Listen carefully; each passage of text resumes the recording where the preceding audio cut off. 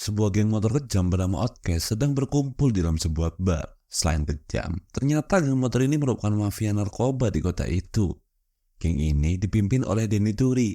Ia memerintahkan seluruh anak buahnya untuk mempersiapkan paket narkoba yang sudah dipesan sebelumnya.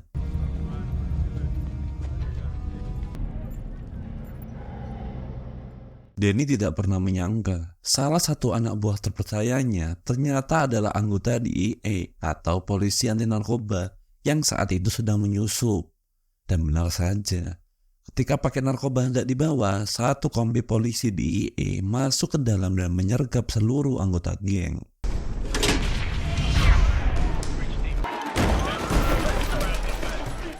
Ternyata Dalton alias Broker lah yang sedang menyamar. Dan inilah tokoh utama kita dalam film yang akan kita review kali ini, yaitu film Homefront.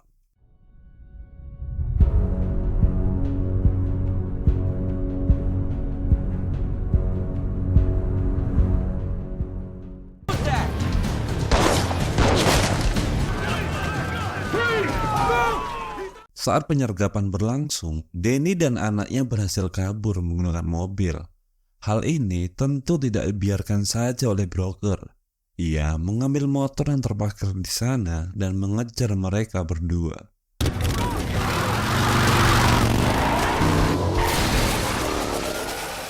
Broker berhasil menghentikan Denny dan anaknya. Dengan cepat, ia langsung meringkus Denny. Namun, anaknya Denny masih sempat melawan dan hendak mengeluarkan senjata. Tak pakai lama, seluruh polisi di sana langsung menembaki anak itu dan mati di tempat.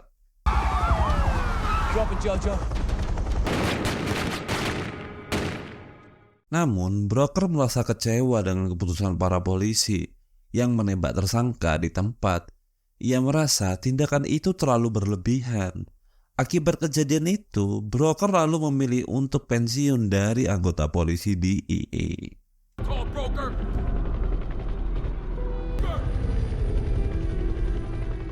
Setelah pensiun, Broker membawa anaknya pindah ke pinggiran kota untuk mencari suasana kehidupan yang baru. Broker yang sedang membongkar tangga dengan temannya tiba-tiba mendapatkan telepon dari sekolah anaknya. Ia diberitahu bahwa anak perempuannya baru saja memukul teman sekelasnya.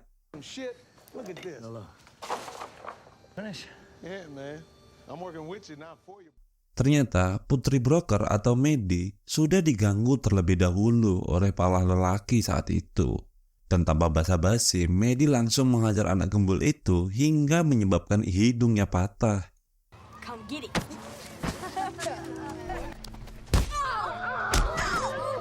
Sampai di sekolah, Broker langsung menemui Maddie dan orang tua dari anak laki-laki itu. Namun, orang tuanya yang bernama Jimmy dan Casey tidak terima dengan perlakuan Maddie. Hingga sepulang sekolah, keributan pun masih saja terjadi. Hey, Maddie, do you mind waiting in the hall just for a minute? My son, a goddamn apology. Take it easy. Broker yang lebih percaya dengan Maddie cuek saja. Hingga Jimmy mulai menyerang Broker dan dengan gampangnya Broker langsung menumbangkan Jimmy ke tanah. Untung saja ada sheriff di sana untuk melerai. Kalau tidak, mungkin sudah tamat riwayat Jimmy saat itu.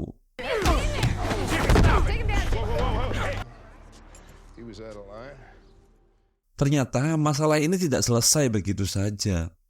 Casey, sang ibu, merasa malu langsung menemui adiknya Gator. Dan Gator ini adalah ternyata pemasok narkoba di daerah itu. Setelah mengadu kepada Gator, Casey diberikan semacam obat yang diyakini itu adalah narkoba racikan Gator.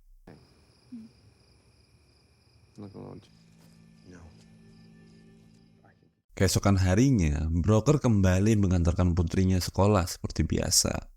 Namun, ia menyempatkan diri untuk menemui Susan, guru dari Maddie.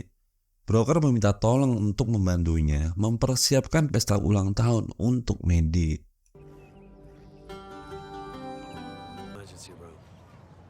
Now you're catching on. Don't worry. I'm on it. It'll be fun. Namun ketika hendak pulang, Susan meminta Broker untuk segera menyelesaikan masalahnya dengan keluarga Jimmy.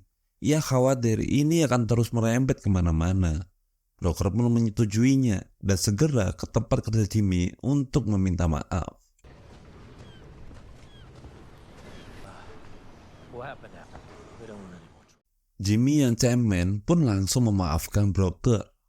Kemudian broker pun kembali ke rumahnya. Di dalam perjalanan, ia mampir sebentar ke pom bensin. Nah, di sini broker diikuti oleh 2 orang dengan tubuh yang besar. Mereka berdua ternyata adalah orang yang dikirim Gator untuk menakut-nakuti broker.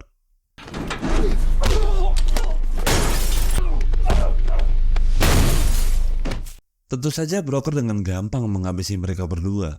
Ketika ditanya siapa yang mengirimnya, mereka hanya diam dan langsung menelpon Gator bahwa mereka berdua telah dikalahkan oleh broker seorang diri.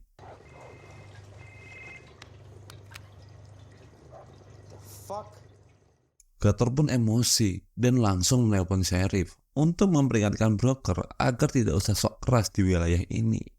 Benar saja, saat hendak membawa Maddie pulang, broker langsung diberi tanda untuk menepi. Di sini, sheriff mengatakan untuk jangan berulah kembali di wilayahnya.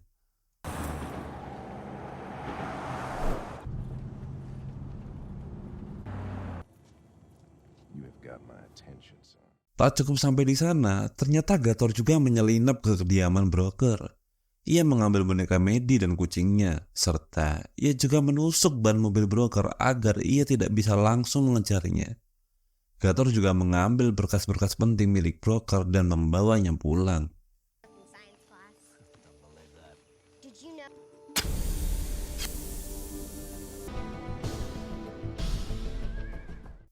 Di malam harinya, Maddie mulai mencari kucingnya serta boneka kelincinya yang hilang.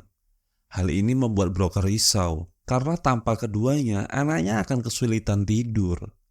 Ia pun berkeliling rumah dan mulai menyadari bahwa bannya sudah ditusuk dengan pisau. Ia pun menemukan ada boneka anaknya yang ditusukkan ke salah satu batang pohon. Broker merasa ini adalah sebuah pengancaman untuk keluarganya. Dad, you know.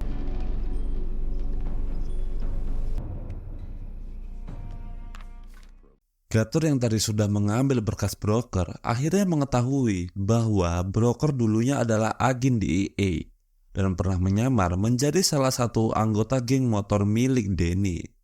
Ia langsung menghubungi Cheryl yang mengenal Danny untuk mengabarkan kabar mengejutkan ini.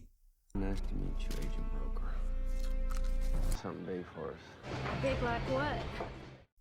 Cheryl pun langsung menghubungi pengacara Danny bahwa ia telah menemukan pengkhianat yang telah menyebabkan anaknya mati dan dirinya dijebloskan ke penjara. Danny yang tadinya sudah tidak bersemangat hidup, tiba-tiba ia menemukan kembali gairah hidupnya.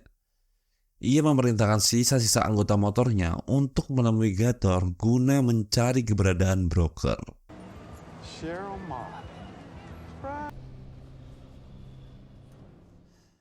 Sampai akhirnya, pesta ulang tahun pun tiba. Broker memulai pesta ulang tahun anaknya di rumah. Pesta ini dihadiri oleh teman sekolahnya termasuk juga anak gembul yang dihajarnya waktu itu.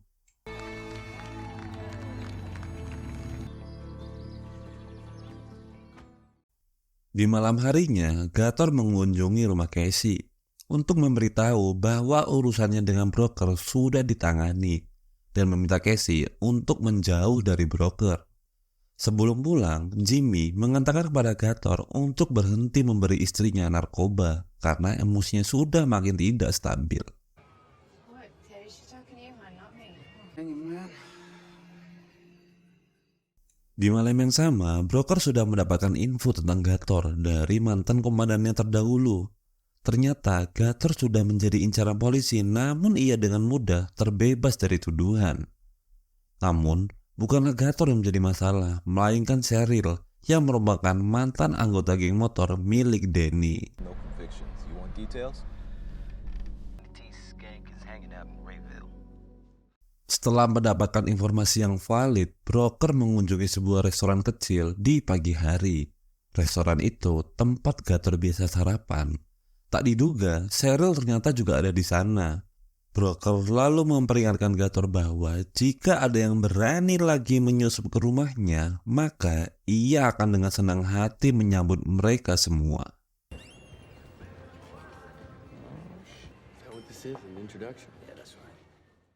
Setelah menemui Gator di restoran, kini giliran broker yang menyusup ke rumah Gator.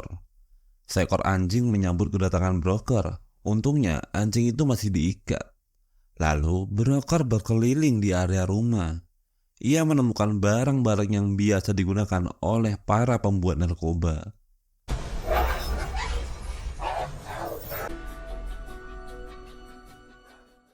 Broker mulai mencoba mensabotase rumah itu. Ia menyuntikkan bensin ke dalam bohlam lampu dan menuangkan bensin ke atas meja. Rampung sudah rencana broker dan ia pun bersiap pulang. Ternyata broker menemukan kucing hitam anaknya di sana. Namun ketika ingin mengambilnya, broker dipukul dengan sebuah linggis oleh anggota Gator.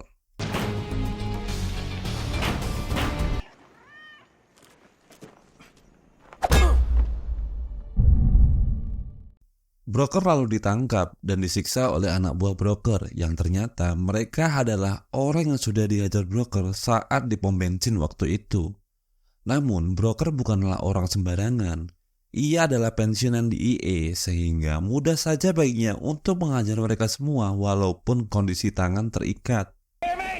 Hey, can you hear me? Who's...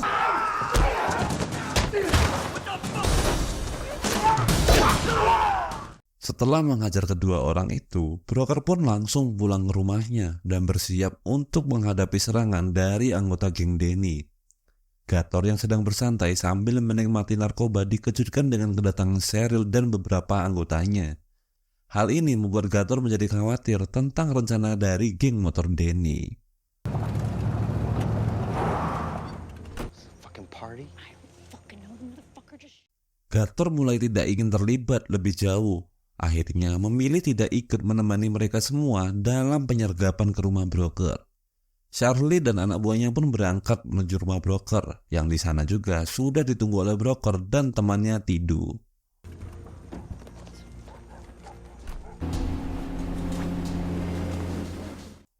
Rombongan Charlie pun tiba dan penyergapan pun dimulai.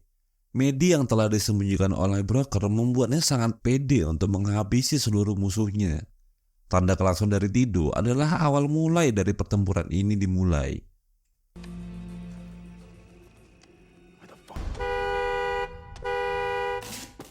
Dengan membawa sebuah shotgun, broker menunggu mereka semua dari balik pintu depan. Namun karena suara tembakan dari broker, Medi menjadi terkejut dan posisinya diketahui oleh para musuh.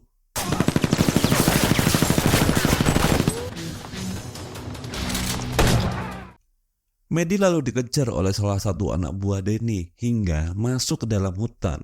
Broker pun segera menyusulnya. Beruntung Brok datang tepat waktu. Ia menembak musuhnya tepat saat pistol sudah diarahkan ke Medi.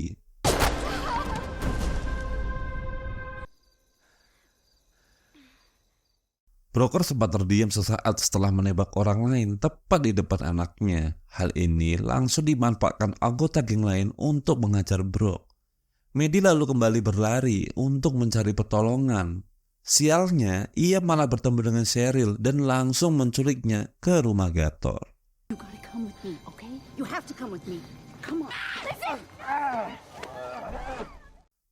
Gator yang sudah tak ingin terlibat lagi terlihat marah saat Cheryl malah membawa Medi ke rumahnya. Ditambah lagi, Casey dan Jimmy juga menyusul ke rumah Gator karena mendengar banyak suara tembakan terjadi di daerah itu. Fuck you, bring her here! Get your fucking hands off me! Cheryl menyembunyikan Medi di tempat gelap. Dengan inisiatif yang tinggi, Casey menghidupkan lampu ruangan yang sudah disabotase broker. Dan boom!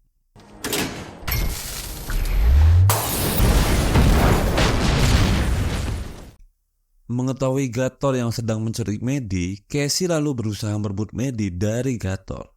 Namun sayang, tanpa sengaja pistol di tangan Gator meletus dan mengenai perut Casey. Karena panik, Gator pun kabur membawa Medi.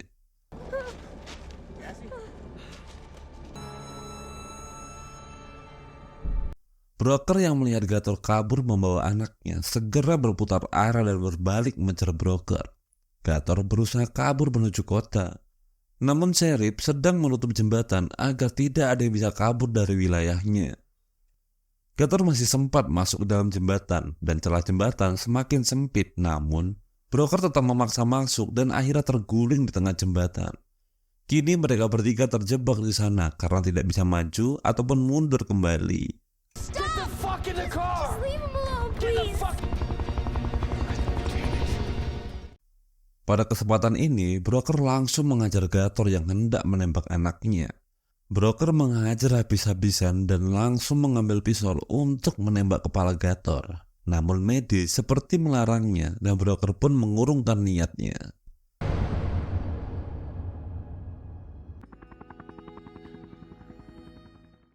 Setelah pertempuran ini, seluruh anggota Cheryl tewas. Cheryl dan Gator pun ditangkap polisi. Beruntungnya, Casey yang tak sengaja tertembak tadi masih bisa diselamatkan oleh tim medis.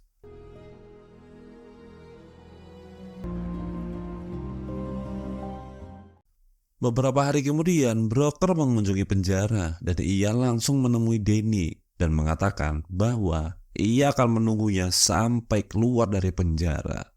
Dan kisah ini pun tamat. I'll be waiting. Ending film ini seperti memberi tanda bahwa akan ada film lanjutan dari Homefront. Namun kita tunggu saja apakah benar akan ada kelanjutan dari film ini. Jangan lupa like, subscribe, dan aktifkan lonceng pemberitahuan